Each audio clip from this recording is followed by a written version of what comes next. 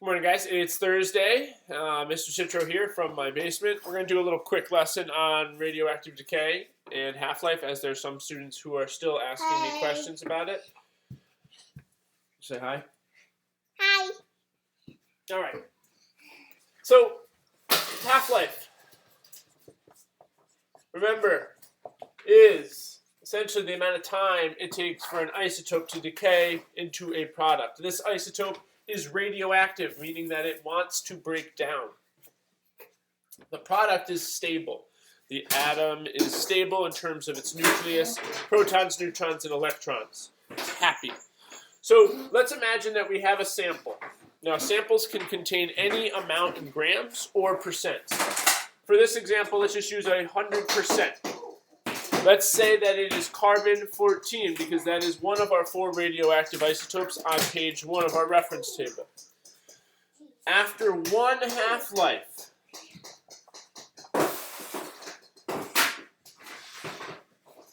half of that breaks down.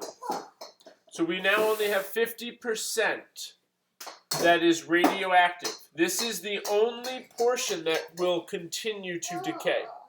On the other side here, in green, we have 50% of nitrogen-14. This is stable, and we call it often the product or the daughter. This is often called the parent isotope or the radioactive isotope. Thanks, buddy. Now, if we had another half-life, this 50% would stay here. It is stable. The radioactive portion will decay. So after a second half-life, 50% of this half decays. 50% of 50, or 1/2 of 50, is 25. So then our box is going to look like this. Now, if we draw it a little bit more. There we are. Now, this 50% here came from the first half-life. Again, it remains there. It's happy. It's stable. So this 50% originally came from that first half-life. This other 25% was the breakdown from the second half-life. So this is the 25%. And this is stable. Remember that your total amount should always equal the original amount. So if we're doing percents, it should always equal 100%. If this was 48 grams, the sum of all this should equal 48 grams. This is what a picture would look like representing an isotope that went 2 half-lives of carbon-14. Now, the age is related to your reference table. On your reference table, it says 1 half-life is 5,700 years. So it took 5,700 years for this to occur. The second half-life took an additional 5,700 years, meaning that this sample is 11,400 years old. So that is a good breakdown of how it occurs. Now, sometimes you're going to have questions that are phrased in a confusing manner. So here's one example. How long has it been if there is 12.5% of carbon-14 left? So let's imagine if there's only 12.5% of carbon-14 left, we need to first assume that we started at 100%. We then need to divide this by 2 until we reach the current amount. Each time we divide it by 2, that counts as 1 half-life and takes 5,700 years. So after 1 half-life, we now have only 50% of carbon-14. After a second half-life, that 50 is now 25%. Hold on, buddy.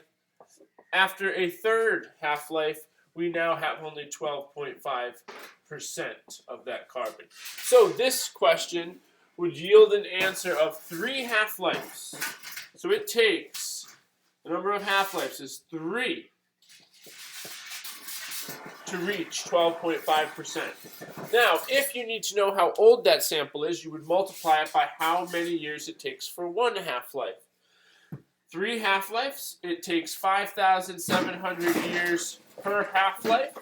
This would put you somewhere in the ballpark of 17,100 years. So if I knew a sample had 12.5% of carbon-14, it has undergone 3 half-lives and is 7,100 years old. Last thing. What happens if we know how old something is, but we do not know how many half-lives it's gone through? Well, we could divide those two numbers. We could divide the age by how long it takes for 1 half-life to get the number of half-lives. Let's just imagine here, I'll come up with a different example here. Let's imagine we find a bone that is 45,600 years old.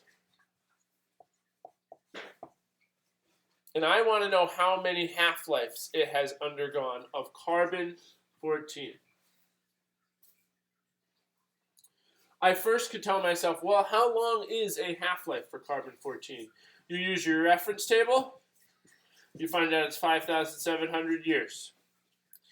If we divide this by 5,700 years, it will get us the number of half-lives.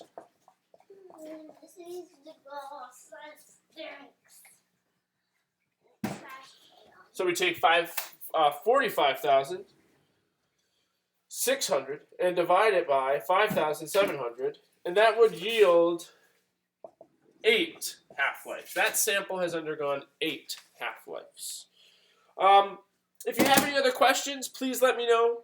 Go through those Castle Learning assignments. Remember that we have a quiz tomorrow on this. I like to do a little group chat before. Other than that, please let me know what's working, what is not, and I am hopefully going to get this best suited for you guys. So, ciao for now. James, say bye. Bye. And we'll touch base with you later. All right, bye.